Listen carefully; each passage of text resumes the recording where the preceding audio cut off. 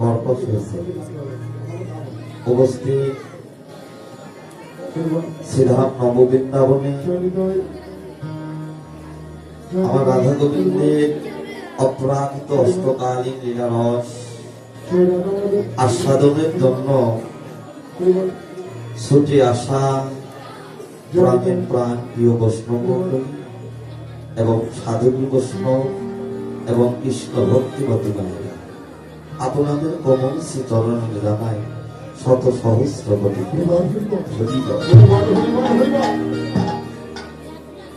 আজ এখানে আমরা শ্রীধাম নববৃন্দাবনে প্রভাত কাল হতে এখানে রাধা গোবিন্দের অষ্টকালীন লীলা কীর্তন আমরা শ্রবণ করছি, তাই না? এখানে বাবা আমরা কেন এসেছি? এখানে আসা আমাদের মূল উদ্দেশ্য না।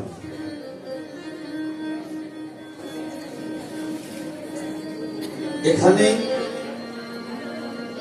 আসার উদ্দেশ্য একটাই, এইটা ভক্তের সঙ্গ করা, এইটা সাধুগুরু বৈষ্ণবের সঙ্গ করা, কৃষ্ণ বলে কাদা, গোবিন্দ চরণেই দেহ মন প্রাণ আত্মনিবেদন করা। এখানে আসার এটাই হলো আমাদের মূল উদ্দেশ্য।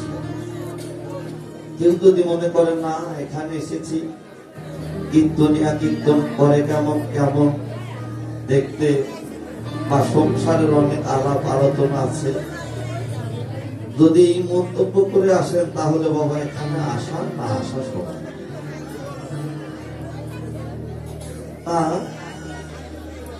এখানে গত 2 দিন 3 দিন ধরে এখানে আমরা নাম যজ্ঞ নাম কীর্তন শ্রবণ করেছি, তাই না? 4 দিন, গত 4 দিন ধরে এখানে আমরা নাম শ্রবণ করেছি। আজ প্রভাত কাল হতে রাধা গোবিন্দের অষ্টকালীন লীলা কীর্তন আমরা শ্রবণ করছি। বাবা এই কীর্তন, কীর্তন মানে কি? এই কীর্তন শুনলে আমার কি হবে? কীর্তন কি? কীর্তন মানে হলো ভজন, কি রতন, ভগবানের গীত লীলাকেই কীর্তন বলা হয়। এই কীর্তন, কীর্তনের মধ্যে সেই রতন বস্তু লুকিয়ে রয়েছে। যেমন বাবা সব ঝিনুকেই কিন্তু সেই মানিক মুক্তা পাওয়া যায়। কোন কোন ভাগ্যের ফলে কোন কোন ঝিনুকে মানিক মুক্তা থাকে। সেই মানিক মুক্তা আমার এই রাধা গোবিন্দের কীর্তনের মধ্যে আছে। সেই মানিক মুক্তা ধরতে পারে জগতে কারা? এ জগতে যাদের যতটুকু গুরুর কৃপা হয়েছে, যাদের সাধুগুরু বৈষ্ণবের কৃপা হয়েছে, যাদের আমার অনাদি আদি গোবিন্দের কৃপা হয়েছে, একমাত্র তারাই তো বাবা সেই মহামূল্যবান বস্তু মানিক মুক্তা ধরতে পারে। তাই মহাজন বললেন কীর্তন হলো 2 প্রকার। একটা হলো নাম কীর্তন, আর একটা হলো আমাদের বৈষ্ণবের পদাবলী কীর্তন। আমাদের বৈষ্ণবের পদাবলী কীর্তনকে মহাজন আমার 2টি ভাগে ভাগ করলেন। একটা হলো নৈমিত্তিক লীলা, আর একটা হলো নিত্য লীলা। নৈমিত্তিক লীলা কাহাকে বলা হয়? অনন্তময় জগৎ জীবের প্রাণ, অনাদি আদি গোবিন্দ যিনি সর্বকারণের কারণ। মধুময় শ্রী বৃন্দাবনে প্রেমময় শ্রীমতী রাধা রানী সঙ্গে যে লীলা তিনি একবার করেছেন তাহা দ্বিতীয়বার করেননি। সেই লীলাকেই বলা হয় নৈমিত্তিক লীলা। আর একটা হলো নিত্য লীলা। নিত্য লীলা মানে কি? যে লীলা নিতুই নিতুই চলছে। যেমন আজ প্রাত কাল হতে সারাদিন সারা রাত নিশির শেষে যায় শেষ হবে। বাবা লীলার কিন্তু বিরাম নেই। আমি আপনি স্মরণ না করতে পারি, লীলা কিন্তু অবিরাম চলছে। এই নিত্য লীলা কারা করছে? অনন্ত বিশ্ব জগতে যত আছে সাধু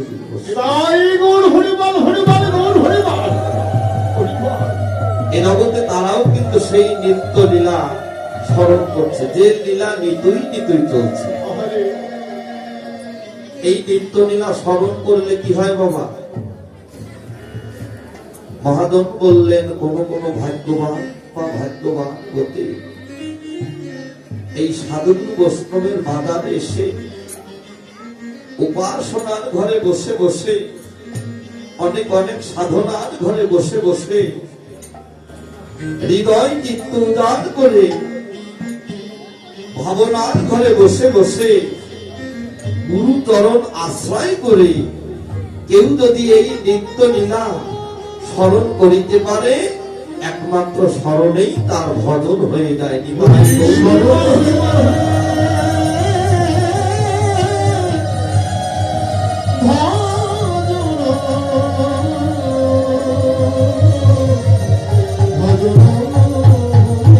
তাহলে লীলাটা স্মরণ, মনন, ভজন। লীলা স্মরণেই ভজন হয়ে যায়। আজ প্রভাত কাল হতে যে লীলাকে আমরা আস্বাদন করেছিলাম, এই অষ্টকালীন লীলার মধ্যে ৮টা পালার মধ্যে প্রভাত কালে যে পালাকে আমরা আস্বাদন করেছিলাম, সেই লীলাটি ছিল আমার গৌর গোবিন্দের নিশি জাগরণ, তার সঙ্গে রসোদ্ধার। জাগরণ মানে কি বাবা?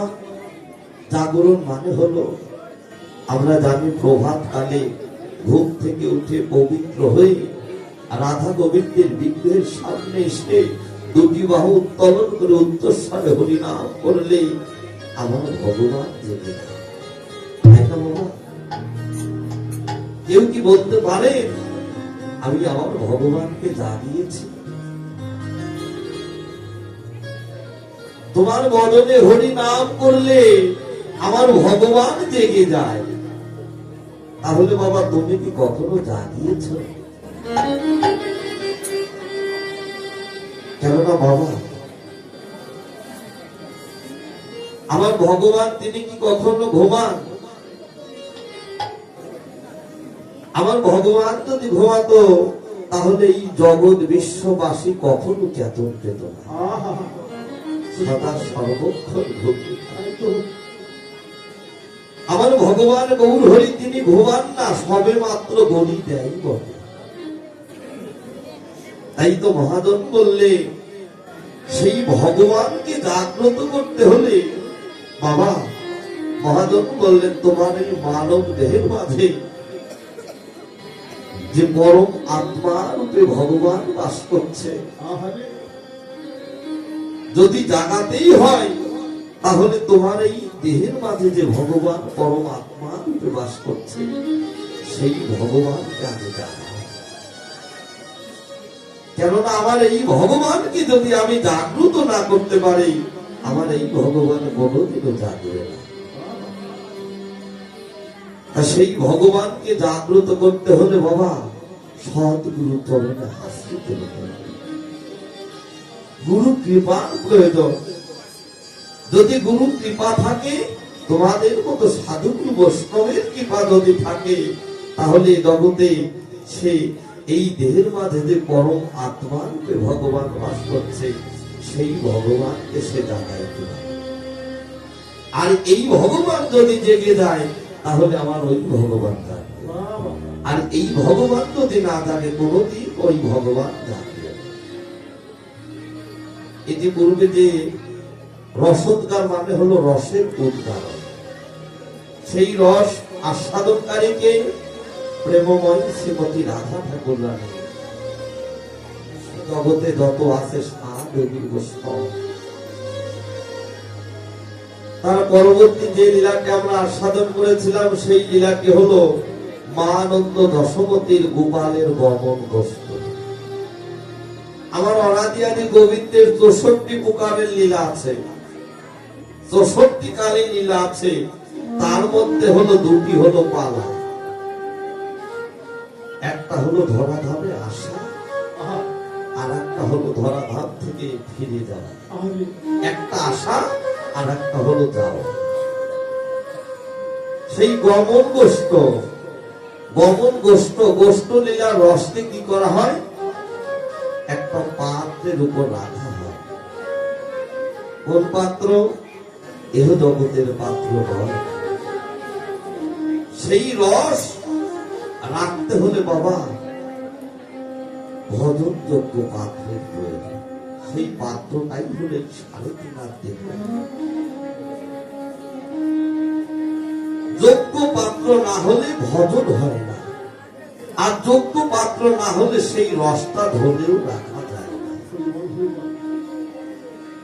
ইতিপূর্বে তার পরবর্তী যে লীলাটি আমরা শ্রবণ করেছিলাম সেই লীলাটি ছিল হলো সূর্য পূজা, রাধারানীর সূর্য পূজা, ভানু পূজার সবাই কালো পূজা। সূর্য পূজা রসকে তাপ বা হিট দেওয়া হলো। ইতিপূর্বে যে লীলাটি বাবুরা আমরা করেছি, আস্বাদন করেছি, সেই লীলাটি ছিল উত্তরাগস্ত। উত্তরাগস্টের রস যদি জাল দেওয়া হয় বাবা, তাহলে কি হয়? আমরা জানি জগতে কত প্রকারের রস আছে, তাই না? আখের রস, খেজুরের রস, তালের রস, রস বহুত প্রকারের রস আছে। তা সেই রসটা যদি জাল দেওয়া হয় তাহলে কি হয়? একটা আকার ধারণ করে। সেই আকারটা কি? রস জাল দিলে গুড় হয়। গুড় হতে হয় চিনি, মিশ্রি, শ্বাস, কদমা, হাতি, বাঘ, ভালুক, রথ, মঠ, মন্দির ইত্যাদি ইত্যাদি একটা রূপে পরিণত হয়। এখন যে লীলাটি আমরা আস্বাদন করব বাবা, সেই লীলাটি হলো আমার গৌর গোবিন্দের সেই রূপের বর্ণনা। যে রূপ কোনদিন আমি এই নয়নে দর্শন করি নাই, তাহা কোনদিন আমি দর্শন করি নাই। সেই রূপ সম্পর্কে বাবা তোমাদের কাছে আমি কি বর্ণনা করব? নারদ উপনিষদে বললেন, মুকং করতি বাতলং পঙ্গং লঙ্ঘ ইতি গিরিজাত কিপাতমহং বন্দে পরমানন্দ মাধব। শুনেছি এই বিশ্ব জগতে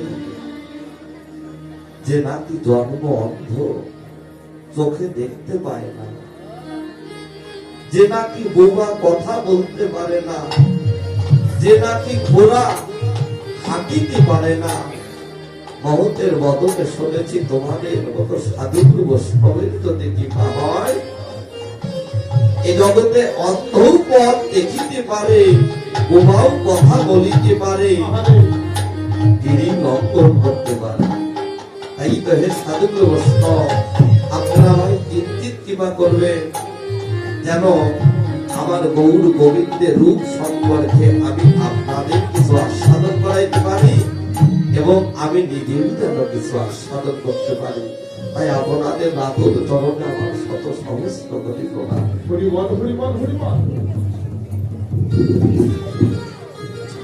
জয় জয় শ্রী গুরু নিতাই গৌর সীতারাম বিদিতানন্দে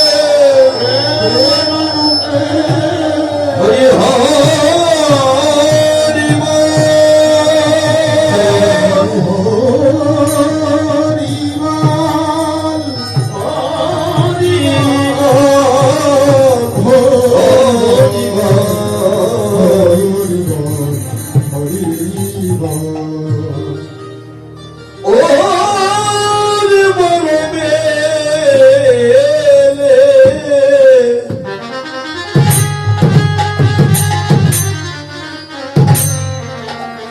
লেগেছে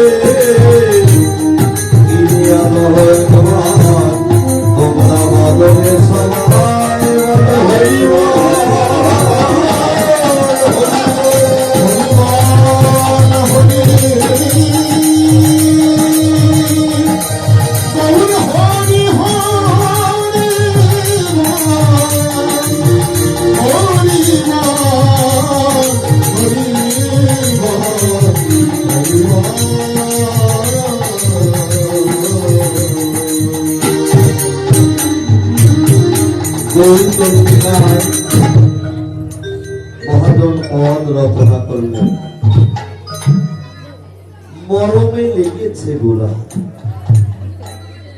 নাদায় পাশরা, নয়ন অঞ্জন হইয়া যেন লাগিয়াছে পাড়া। অঞ্জন মানে কি বাবা? অঞ্জন, অঞ্জন মানে হলো কাজল। যখন আমাদের ছোট্ট বেলা শিশু কাজ ছিল, আমাদের মায়েরা কিন্তু আমাদের চোখে কাজল পরিয়ে দিত। অঞ্জন মানে হলো কাজল।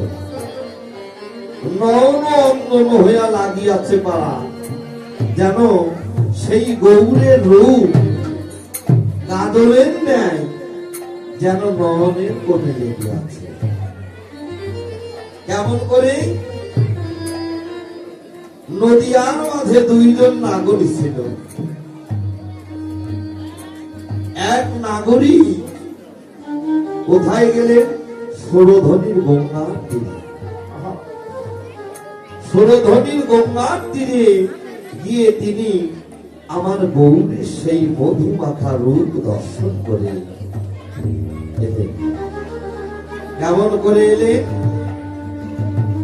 লীলার পাশ হতে ভাবক বৈষ্ণব কবি বললেন,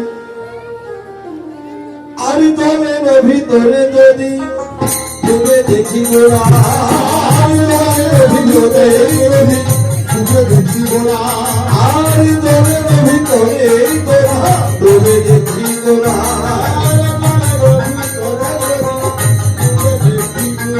আর ত্রিভুবন গোড়া হইল পারা,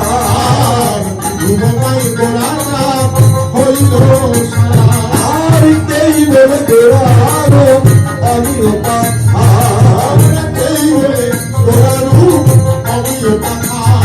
আর ঘুরিল করণের মন সাঁতার, আর বাসুদেব ঘোষে কহে নবে গোড়াকে, আর বাসুদেব ঘোষে কহে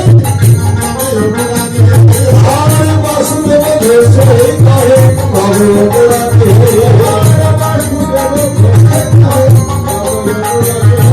আর সোনা গরম গোড়া কাজ হিয়ার মাঝে কাজে,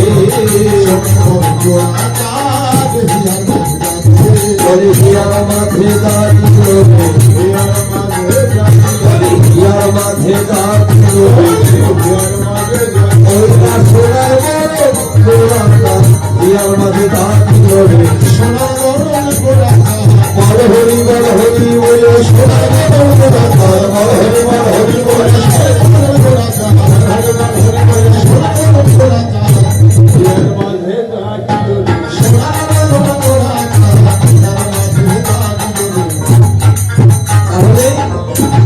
জলের ভিতরে যদি ডুবে দেখি গোড়া, ত্রিভুবনময় গোড়া তা ধৈর্য পারা, তেই বলে গোড়া রোগ অমিয় পাথার, ভুলিল তরুণের মন না জানে সাঁতার। তাহলে বাবা, এ জগতে নাগরিক কারা? এই যে নাগরিক সুরধনির তীরে গিয়ে ওই জলের ভিতর ডুব দিয়ে আমার গৌরের রূপ দর্শন করল। সেই সুরধনি নদীটা কোথায়? সুরধনির নদী নদিয়ায়। হ্যাঁ, এই যে আমার দাদা কুসাই বলেছে নদিয়ায়। কিন্তু বাবা, সুরধনি মানে কি? এ কোন সুর? হাতির সুর, না গানের সুর, না বাঁশির সুর, না ত্রিবটের সুর? কোন সুর? মহাজন বললেন সুর ও ধ্বনি, শুরু থেকেই যাহার ধ্বনি হয়। কোন ধ্বনি? একমাত্র কৃষ্ণ নামের ধ্বনি, একমাত্র হরি নামের ধ্বনি, একমাত্র গুরু নামের ধ্বনি। তাহাকেই বলা হয় সুর ও ধ্বনি। তাহলে শুরু থেকেই যাহার ধ্বনি হয় সেটাকেই বলা হয় সুর ও ধ্বনি। সেই সুর ও ধ্বনি নদী বাবা দেখতে কেমন? আমাদের যে দাদা গোসাই নদিয়ায় গিয়েছে, ভারত জেলায় দেখে এসেছে। মহাজন বললেন সেই সুরধনী নদী যেমন একটা লম্বাও নয়, তেমন একটা চওড়াও নয়, তাহলে কেমন একটা গম্ভীর সুরধনী তীরে গৌর আমার নাচে ধীরে ধীরে। তাহলে বাবা সেই সুরধনী নদী, এহ জগতে কত নদীর নাম আছে, এটা আপনাদের বাড়ির কাছে একটা নদী, এরও একটা নাম আছে, পদ্মা, মেঘনা, যমুনা, কর্ণফুলী, ধলেশ্বরী, সামন্তী ইত্যাদি ইত্যাদি। এই নদীটা কোথায়? মহাজন বললেন যাহা আছে বিশ্ব ব্রহ্মাণ্ডে তার অধিক অধিক আছে এই দেহ। তাহলে সেই সুরধনী নদী প্রত্যেকটা জীবের দেহের মাঝে সেই সুরধনী নদী অবস্থান করছে। তাহলে সেই সুরধনী বাবা, সেই নদীটা দেখতেও যদি ছোট্ট নদী, কিন্তু ওই নদীর গভীরতা কিন্তু অনেক। নদীর ভাবনা জেনে কাম নদীতে দিও না সাঁতার, তাহলে কিন্তু পাড়ি দেওয়া হবে ভাব। কাম নদীতে কেউ দিও না সাঁতার। তাহলে বাবা সেই নদীটা কোথায়? সেই নদীতে বাবা জল আছে, সেই নদীতে নৌকা আছে, আবার সেই নদীতে মাছও আছে। সেই নদীতে নামতে গেলে আগে সাঁতারটা আমাকে শিখতে হবে। সেই সাঁতার যদি আমি না জানি বাবা, আপনাদের এই নদীতে কেউ যদি সাঁতার না জেনে ডুব দেয়, ঝাঁপ দেয়, সেটি প্রাণে বাঁচবে। মহাজন বললেন মুখে শুনে ধর্ম করা, আধার ঘরে সর্প ধরা, ফকির লালন বলে গুরু দিলে রূপে।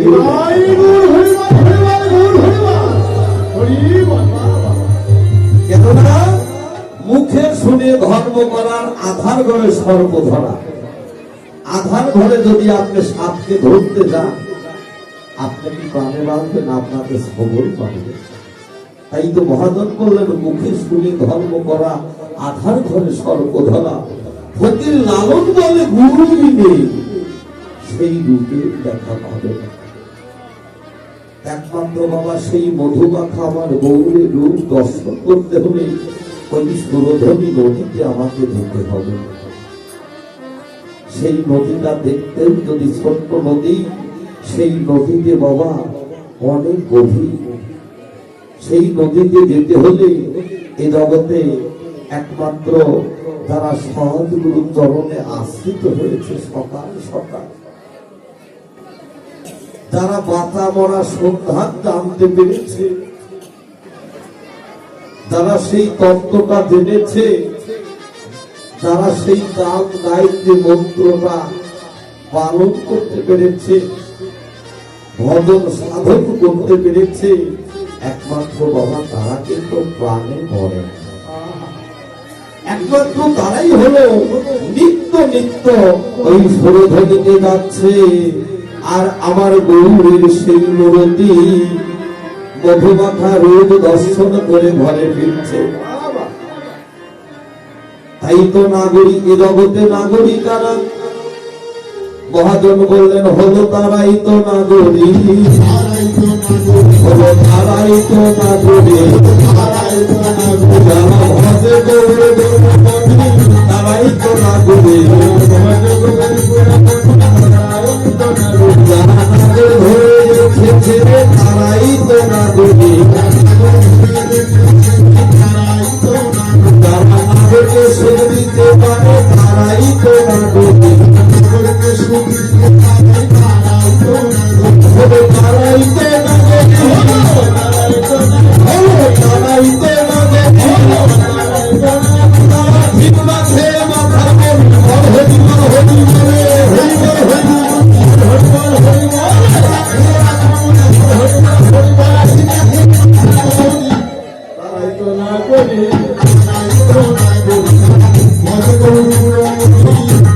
তো তাহলে এ জগতের নাগরিক আমার বাবাও হতে পারে, নাগরিক আমার মাও হতে পারে। নাগরিক যারা ভজে গৌর গুণমন, যারা নাগর ধরে রেখেছে, যারা নাগরকে সুখ দিতে পারে, নাগর একজন অনাদি আদি গোবিন্দ, যিনি সর্বকারণের কারণ। এখানে কেউ বলতে পারেন আমি পুরুষ, আমি নারী, না, আমরা সবাই হলো নারী, আমরা কেউ পুরুষ না। পুরুষ হলো একমাত্র অনাদি আদি গোবিন্দ, আমরা হলো সবাই নারী। প্রকৃতি হইয়া করো প্রকৃতি সন্ধান, দিনে দিনে বাড়িবে তাহার প্রেম। সেই প্রকৃতির ভাব নিয়ে তারা একবার গুরু কৃপা বলে, ওই সুরধ্বনিতে যায় বদলে বল হরি বল হরি বল। জগতে বাবা, সুরধ্বনির নদীতে আমরা কিন্তু প্রত্যেক দিনই যাই, কিন্তু বাবা প্রাণে কয়জন বাঁচি? আর সেই মধুর রূপকে সবাই দেখতে পারে? কেননা এই জন্মচক্ষু দিয়ে সেই রূপ দর্শন করা যায় না। একমাত্র গৌরের সেই রূপ দর্শন করতে হলে বাবা, যেমন দুর্গা দেবীর 3টি নয়ন, প্রত্যেকটা মানুষেরও কিন্তু বাবা 3টি নয়ন আছে। এই কপালের মাঝখানে আমাদের আরেকটি নয়ন আছে। সেই নয়নটা হলো কোন নয়ন? দিব্য নয়ন। সেই নয়নটা হলো ভক্তির নয়ন, সেই নয়নটা হলো উপাসনার নয়ন, সেই নয়নটা হলো ভজনের নয়ন। এই জগতের সাধক বৈষ্ণবের কৃপা লয়ে যারা একবার সেই দিব্য নয়ন তাদের বস্ফটিত হয়েছে, এ জগতে তারাই তো নিত্য নিত্য আমার গৌরের সেই মধুমাখা রূপ দর্শন করছে। তাই তো হে সাধুগুরু বৈষ্ণব, সেই রূপ দর্শন করতে হবে। এই দেহে থাকা তাই ভজন, থাকা তাই ভক্তি, ভক্তি থাকা তাই নয়নের জল যেমন বিশ্বাস, থাকা তাই তোমাদের মতো সাধুগুরু বৈষ্ণবের কৃপা। সেই সাধুগুরু বৈষ্ণবের যদি কৃপা না থাকে, এ জগতে সে কখনো আমার গৌরের সেই রূপ দর্শন করতে পারে না। আর এই ধরা ধামে সে যদি সেই মধুমাখা রূপ যদি আমার নয়নে দর্শন না হয়, তাহলে এই ধরা ধামে আসার যাওয়াই হলো সমান। আমার মানব জনম হবে বৃথা। আর যেদিন গুরু কৃপা বলে ওই মধুমাখা রূপ আমি দর্শন করতে পারবো, একমাত্র সেদিন এই ধরা ধামে আসা হবে আমার ধন্য জনম। তাই তো লীলার পাশ হতে ভাবুক বৈষ্ণব কবি বললে, এভাবে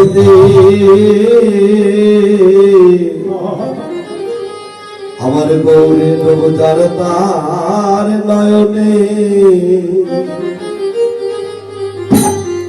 ওরে নয়নে দর্শন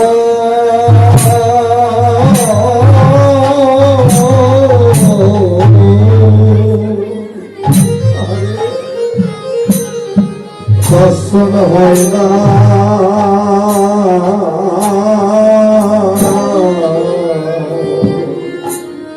জগতে হরিবল হরিবল, আমার গৌরে হরিবল হরিবল, যার তার নয়নে দর্শন। ও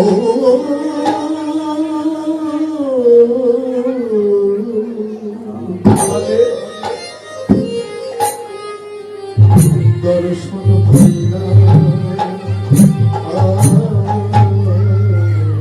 ওরে জগতে গুরু কৃপা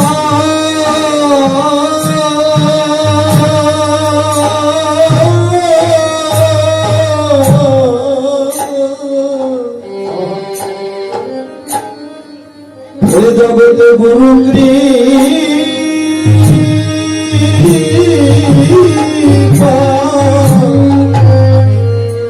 ওরে কৃপা না হয়ে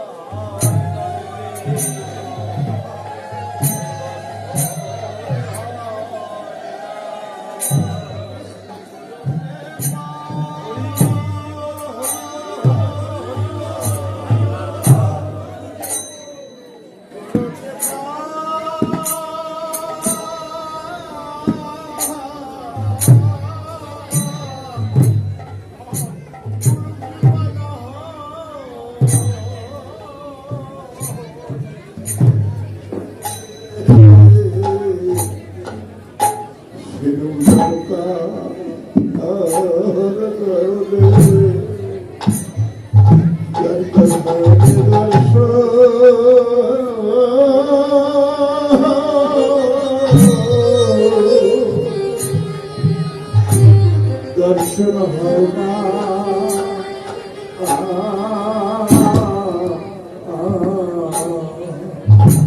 এ জগতে গুরু কৃপা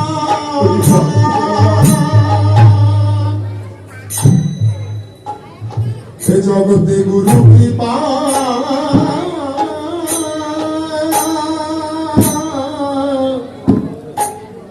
গুরু কৃপা না হইলে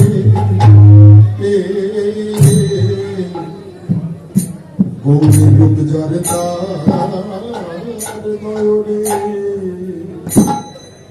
তার নয়নে দর্শন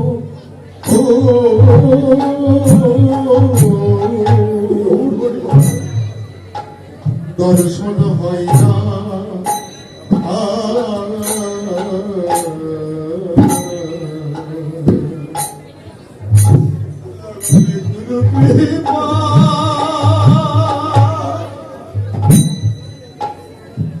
গুরু কৃপা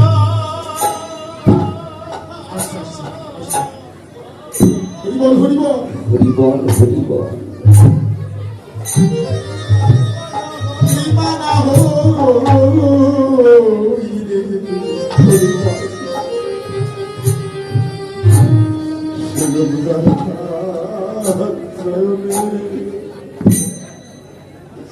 যাত্রার নয়নে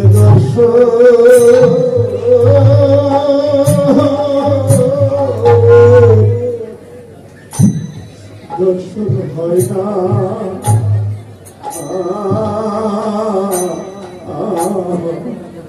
ওই না ভক্তের সঙ্গে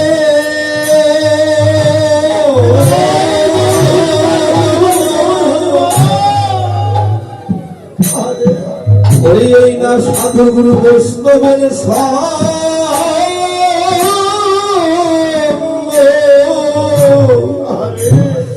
সঙ্গ না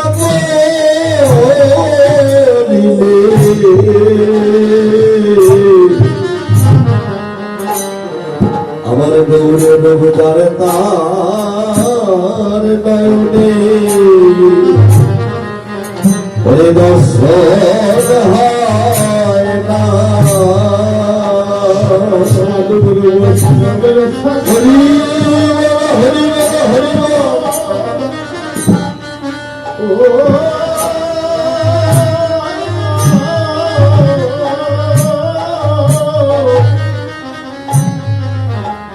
সাধুগুরু বৈষ্ণবের সঙ্গ নাই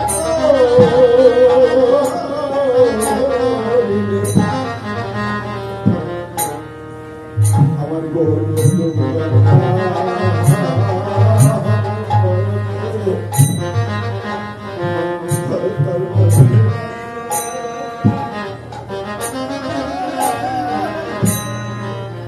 দর্শন হয় না হরি একবার হরি বলে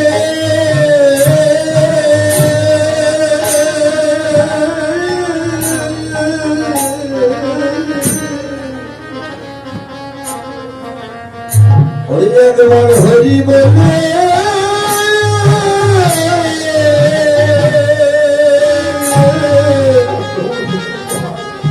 হরি মাতা দিলে আমার গৌরের কৃপা দ্বারা তার নয়নে সেরূপ দর্শন হয় না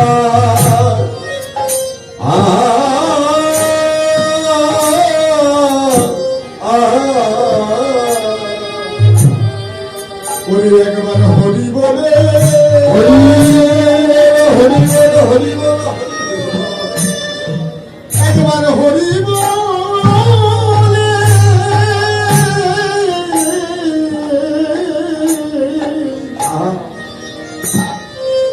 একবার হরি বলে না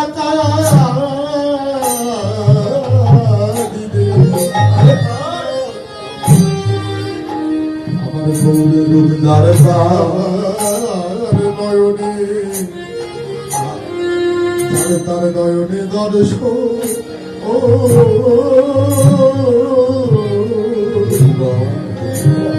দর্শন হয় না ওরে একবার প্রাণে গৌর গেলে